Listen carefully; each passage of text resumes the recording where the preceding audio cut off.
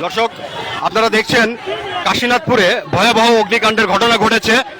এখানে তীব্র আগুনের লেলিশিখায় পুড়ছে বেশ কিছু দোকানপাট।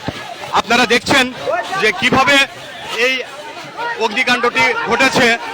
এখন ফায়ার সার্ভিসের, কাশীনাথপুর ফায়ার সার্ভিসের একটি টিম এখানে এসেছেন এই আগুন নিয়ন্ত্রণে আনার জন্য। ফায়ার সার্ভিসের টিম নিরলসভাবে কাজ করছেন এই আগুনটা নিয়ন্ত্রণে আনার জন্য।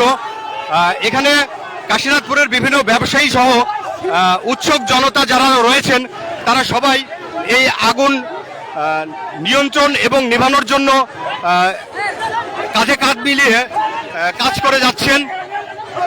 আপনারা দেখছেন যে কিভাবে আগুনের লেলিশিখা দোকানপাটগুলো পুড়িয়ে ফেলছে।